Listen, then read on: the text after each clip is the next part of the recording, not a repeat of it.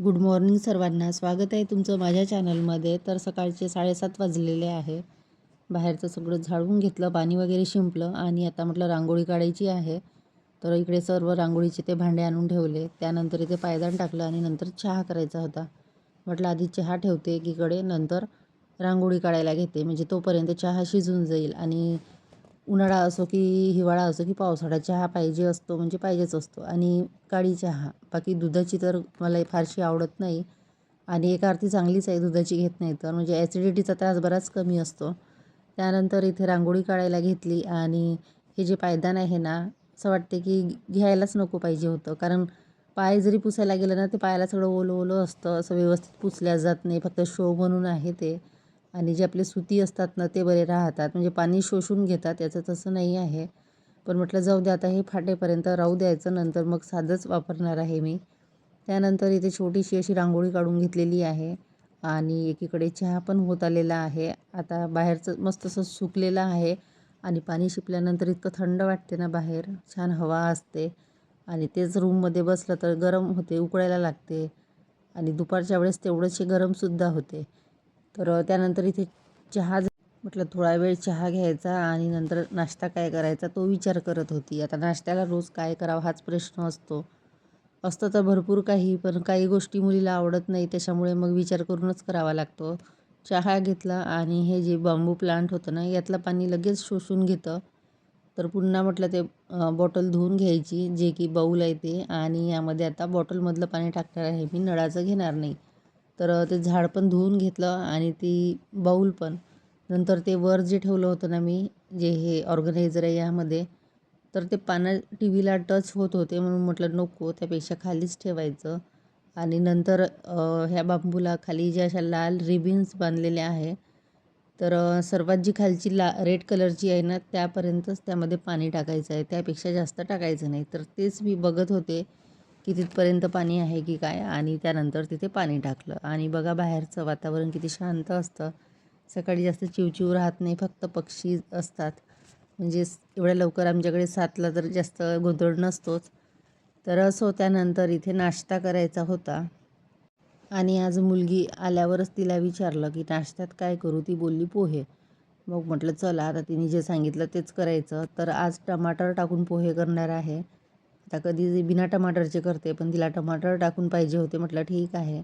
तर इथं जिरं, मोहरी, कांदा, कढीपत्ता, हिरवी मिरची आणि नंतर मटार थोडे परत केले. आणि त्यामध्ये एक छोटा टोमॅटो आहे, जास्त मोठा नाही, तो टाकलेला आहे. सोबतच बटाटे. म्हटलं हे 2 ते 3 मिनटं वाफेवर छान शिजू द्यायचे. त्यानंतरच यामध्ये पोहे टाकायचे. आणि असे जर टमाटर टाकून पोहे केले ना, चव छान येते, खायला पण भारी वाटतात. आणि पोहे थोडे असे मऊ पाहिजे असतात, म्हणजे थोडे नरम, म्हणजे ते आणखी छान वाटतात. कडक असले तर इतके खायला छान वाटत नाही, म्हणजे सुटसुटीत नको जास्त, थोडे असे मऊ. तर अशा पद्धतीने इथे थोडी हळद आणि मीठ टाकलेलं आहे. आणि त्यानंतर यामध्ये पोहे ॲड करणार आहे. कोथिंबीर काही टाकली नाही मी यामध्ये. आणि आमच्या नागपूर साईडला तर जास्तीत जास्त टमाटर टाकूनच पोहे करतात. नाहीतर मग लिंबू असला तर लिंबू पिळतात. पण लिंबूपेक्षा जर हे टमाटर टाकून केले ना, तर वेगळीच चव येते आणि खरंच खायला खूप भारी वाटतात. कधी कधी करत असते मी, नेहमी तर करत नाही. तर अशा पद्धतीने पोहे केलेले आहे. आणि अगदी असे मऊ केले, एकदम सुटसुटीत केले नाही, जेणेकरून ते टमाटरची चव त्याला व्यवस्थित लागल्या पाहिजे आणि खायला पण छान वाटतात ते. तर इथे पोहे वगैरे केले, मुलीला नाश्ता द्यायचा होता, तिला नाश्ता देते. आणि त्यानंतर बाकीची कामे. आता पोहे केले तर दुसरं काही नाश्ता करणार नाही, नाही तर मग कधी कधी जर उपमा वगैरे केला तर मग दुसरा नाश्ता करावा लागतो. तर कारण आमच्याकडे कसं तिला रुचीला उपमा वगैरे आवडते, पण तिच्या बाबाला फारसा उपमा नाही आवडत. त्यांना काही काही गोष्टी म्हणजे साधी भाजी पोळी असली तरी म्हणजे ठीक आहे नाश्ता म्हणून, पण बाकीचं इतकं आवडत नाही. त्यानंतर इथे तिला पोहे दिले आणि नंतर आता रूमची आवराआवर करायची होती. तर त्याआधी म्हटलं इथे गॅस ओटा क्लीन करून घ्यायचा, भांडे बाहेर नेऊन ठेवले. आणि आता नळाचा दिवस होता, आमचा नळ येणार होते आणि पेपरला आलं की पुढील 4 ते 5 दिवस नळ येणार नाही म्हणून. म्हटलं पाण्याचा मग प्रॉब्लेमच आहे, तर त्यासाठी मला आज भरपूर पाणी भरून ठेवायचं आहे, जे की ड्रम वगैरे घासून ठेवला आणि जास्त काही साठवायला नाही आहे. आता एक ड्रम आहे, बघू आता किती दिवस पुरते ते. आणि आता ऊन वाढलं ना तर पाणी भरपूर लागतं, त्याच्यामुळे मग आता जर नाहीच पुरलं तर मग विकत आणण्याशिवाय पर्याय नाही. तर जेवढे दिवस पुरेल तेवढे दिवस ठीक आहे. स्वयंपाकापेक्षा कसं पिण्यासाठी जास्त पाहिजे असतं, कारण ऊनच तेवढी वाढलेली आहे की पाणी जास्त लागतंच लागतं. आणि सध्या तरी आम्ही फ्रीजमधलं पाणी कोणीच पित नाही. बाटच भरून ठेवते, कारण फ्रीजमधलं पाणी पिलं की परत सर्दी खोकल्याचा त्रास. तर सध्या तरी नाही भरणार, काही दिवसांनी फ्रीजमध्ये बॉटल ठेवणार. सध्या एक ठेवलेली आहे फक्त, जर कोणी आलं तर असो. त्यानंतर इथे ही जी रॅक आहे ना, तर ही घासायची होती मला. थोडा गॅस ओटा क्लीन केला आणि मग मध्येच आठवलं की ही रॅक घासायची आहे, नाही तर मग कसं विसरून जाते मी. आणि मला आठवलं कसं काय, काल मी कुठली तरी मसाल्याची भाजी केलेली होती, तर त्यामध्ये इथले जे गरम मसाले आहे ते टाकायला घेतला तो डब्बा. तो डब्बा मला थोडासा म्हणजे तेलाची वाफ जाते ना, तर तेलकट होतात. तर म्हटलं चला हे सगळं उद्या घासायचं. तेलकट जर झाले ना ते हाताला चिपचिप लागतात मग ते.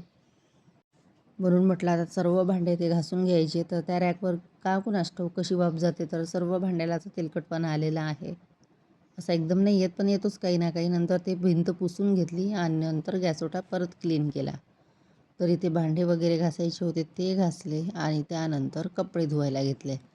आणि कपडे बनांत आता विचारूच नका. आता रुची चालली गावाला, त्यामुळे तिचे एक्स्ट्रा कपडे रोज काढत आहे. जसं की टॉवेल्स, काही कपडे असं सगळं धुवून देते, बॅग वगैरे, म्हणजे तिला तिथे धुवायला प्रॉब्लेम नको.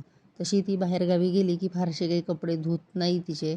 जे घेऊन येते, भरपूर कपडे घेऊन जाते घरून ती आणि मग इकडे धुवायला घेऊन येते. तरी मी तिला बोलली की धुवायचे तसे ठेवायचे नाही. जसं की स्किन सूट वगैरे ती धुत नाही. तर तिला भरपूर 8 ते 9 स्किन सूट आहे, त्याच्यामुळे मग ती काही सर्व घेऊन जाते. तिला बोलली की नाही, कमीत कमी पाण्यातून तरी काढायचे ते, असं ठेवायचं नाही. तर बोलली हो. तर असं त्यानंतर कपडे वगैरे धुतले आणि ह्या बकेटा म्हटलं घासून घेऊया. रोज घासल्या तर बऱ्या राहतात. नाहीतर मग सगळे असे पाण्याचे डागं आणि त्या मग पाहायला विचित्रच वाटतात. त्यापेक्षा मला रोज घासलेल्या बऱ्या वाटतं. आणि हो, मी काल ना एका ताईचा व्हिडिओ बघितला. आता कुठला आहे मला माहिती नाही, म्हणजे रेग्युलर नाही बघत मी त्यांचे. स्क्रोल करता करता मला एक व्हिडिओ दिसला. तर त्या व्हिडिओमध्ये ना त्यांची एक छोटी मुलगी आहे, जास्त मोठी नाही, ती 3 ते 4 वर्षाची आहे. पण इतकी भारी बोलते ना ती, म्हणजे तिच्या आईपेक्षा छान बोलते. कमी वयामध्ये नेमकं आणि मोजकं पण खूप गोड बोलते ती. मला तिचे म्हणजे बोलणे खूप आवडतात. तर मग मी तिचे काल एक व्हिडिओ बघता बघता बऱ्यापैकी व्हिडिओ बघितले आणि खूपच छान भाषा आहे तिची बोलताना. खूपच भारी बोलते ती, म्हणजे विचार करून, जसं की लहान मुलं नाही तर मग जे मनात आलं ते बोलतात, तसं तिचं नाही, खूप मस्त बोलते. तर असं त्यानंतर इथे कामं वगैरे आटोपली आणि आता स्वयंपाकाची तयारी. तर भांडे वगैरे लावायचे होते. आधी म्हटलं ही रॅक लावायची, त्याशिवाय कामं सुचणार नाही. कारण जिथल्या वस्तू तिथे ठेवल्या ना, तेव्हाच आपल्याला कामं लक्षात येतात. तर यामध्ये सर्व मसाल्याचे डबे असतात ते ठेवून दिले आणि नंतर आता भांडे लावायचे होते. आता ही रॅक तर घासल्या जाईल, पण इथे जी पट्टी लावलेली आहे चम्मच ठेवण्याची, ती घासल्याच जाणार नाही. त्यापेक्षा ते मला क्लीनरनीच क्लीन करावे लागेल. आणि बाजूला एक ऑर्गनायझर आहे, ते पण क्लीन करायचं आहे. पण ते नंतर करेल, एका दिवशी करणार नाही. तर इथे आज भाजी आहे काळ्या वाटाण्याची. तर कुकर लावला एकीकडे आणि एकीकडे भात. आता भाजीचं काय करायचं, रोज प्रश्न असतो.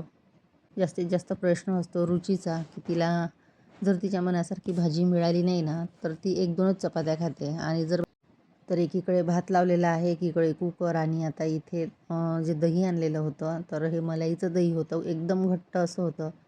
तर म्हटलं ते डब्यामध्ये काढून घेऊया. संध्याकाळी कढी पुलाव करायचा आहे, तर त्यातलं थोडं दही घेईल मी आणि दह्याचं बेसन करणार आहे. एकटीपुरतंच करणार आहे, हे दोघं काही खाणार नाही त्याच्यामुळे. तर त्याआधी इथे थोडा ठेचा करून ठेवते, जो की बेसनामध्ये पण वापरणार आणि खायला पण होईल. तर ठेचा करताना यामध्ये 5 ते 6 हिरव्या मिरच्या, थोडा कढीपत्ता, थोडी कोथिंबीर आणि थोडं लसूण. आता जिरं संपलं, जिरं तर नाही आहे, जिरं असलं तर जिरं वापरते. नंतर मीठ. तर असं सर्व मिक्सरमध्ये जाडसर बारीक करून घेते. आणि आता खूप दिवसांनी ठेचा करायला घेतला, कारण ऊन असल्यामुळे जास्त काही तिखट करत नाही. पण एखाद्या दिवशी थोडं चटपटीत बरं वाटते, तिखट वगैरे तर खायची इच्छा होते ठेचा घे म्हटलं तर. म्हणून म्हटलं अगदी थोडा करायचा, जास्त करायचं नाही, कारण कोणी फारसं खात नाही उन्हाचं. त्यानंतर यामध्ये मीठ टाकलं आणि ते मिक्सरमध्ये बारीक करून घेणार आहे. तर त्याआधी आता लसूण सोलायचं होतं आणि वेळेवरच लसूण सोलणं झालं. आधी काही मी ते बारीक करून ठेवलेलं नाही. तर असो, त्यानंतर ठेचा वगैरे केला आणि त्याच पॉटमध्ये आता दही घेतलं थोडं आणि त्यामध्ये 2 चम्मच बेसन, ते मिक्सरमध्ये फिरवून घेतलं. थोडी हळद टाकली त्यामध्ये आणि मिक्सरमध्ये बारीक केलं तर छान होते. नंतर इथे कढईमध्ये मोहरी घातली आणि हा ठेचा, तर ठेचा छान तेल सुटेपर्यंत परतून घेणार आहे. आणि त्यानंतर यामध्ये हे जे दही आणि बेसनचं मिश्रण आहे ते ॲड करणार आहे. थोडं तिखट टाकलं मी, मला वाटलं मिरच्या कमी होतील म्हणून. आणि हे पिठलं मी आता सुकं करणार आहे, पातळ करणार नाही जास्त, नाहीतर पातळ करते कधी, पण आता मला ते चपातीसोबत खायचं आहे म्हणून थोडं घट्टच करणार आहे. आणि आमच्याकडे जास्तीत जास्त करतात दह्याचं बेसन किंवा ताकाचं.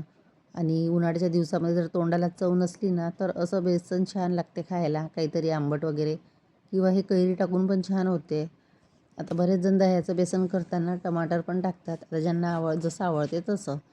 तर इकडे एकीकडे बेसन होत आहे, एकीकडे भात.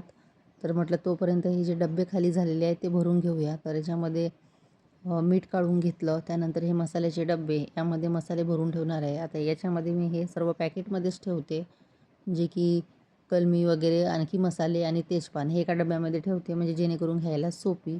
आणि यामध्ये खोबरा कीस ते असते. आणि आत्ता 12:30 वाजलेले आहे. तरी लवकर आटपायचा प्रयत्न केला आणि ज्या दिवशी व्हिडिओ शूट करायचं म्हटलं ना, त्या दिवशी स्वयंपाकाला वेळ होतो. आणि व्हिडिओ शूट जर दुपारचा केला नाही ना, तर लवकर स्वयंपाक होतो.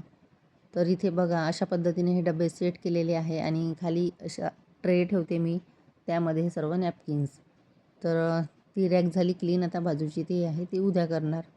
त्यानंतर इथे काळ्या वाटाण्याच्या भाजीची तयारी. तर ही मसाल्याची करते, पण आज साधीच करणार आहे. कारण मसाल्याची काही करणार नाही मी. आता मसाला वाटायचा म्हटलं तर त्यामध्ये जिरं नव्हतं आणि खोबरं पण नव्हतं. खोबरा कीस तर होता, पण त्याची नको वाटते मला. तर आता टमाटर आणि कांदा, कढीपत्ता सिंपलच करणार आहे. एकीकडे बेसन झालेलं आहे, भात पण झालेला आहे. म्हटलं चला वाटाण्याची भाजी करूया. आणि ही वाटाण्याची भाजी साधी जरी केली ना तरी छान वाटते. तर यामध्ये मी तीळ शेंगदाण्याची जी चटणी केलेली आहे ती वापरणार आहे एक मसाला म्हणून. कारण तीळ शेंगदाण्याची चटणी जर आपण टाकली ना कुठल्याही भाजीमध्ये, चव छान येते. कारण याआधी वांग्याची भाजी केली त्यामध्ये मी टाकलेली होती, तर खूप छान झाली होती. म्हटलं याच्यातही ॲड करूया. त्यानंतर इथे जिरं नाही, मोहरी टाकली, कढीपत्ता आणि कांदा. तर खाली थोडा कढीपत्ता सांडलेला होता, म्हटलं तो पण ॲड करूया. त्यानंतर छान असं परतून घेतलं आणि नंतर आलं लसूण पेस्ट आणि नंतर आपले मसाले, हळद, लाल तिखट, कांदा लसूण मसाला आणि धने पावडर, सोबतच मीठ. आता मीठ कमी टाकणार आहे, कारण मीठ मी आधीच याच्यामध्ये टाकलेलं होतं, जो की काळा वाटाणा शिजायला ठेवला कुकरमध्ये तेव्हा. आणि आता याच्यामध्ये 1 चम्मच मी तिळाची चटणी टाकणार आहे, तीळ आणि शेंगदाण्याची मिक्स चटणी, जेणेकरून छान चव येईल. आणि नंतर टोमॅटो, कोथिंबीर.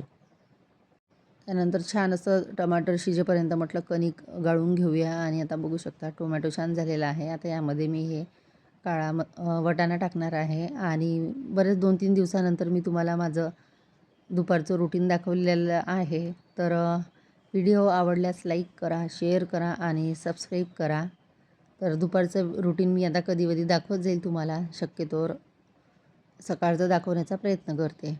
तर इथे भाजी छान शिजत आलेली आहे आणि आता लवकरच चपात्या पण करायला घेणार आहे. तर असं आजचं दुपारचं जेवण होतं, काळा वाटाणा, पिठलं, भात आणि चपाती. Bye bye.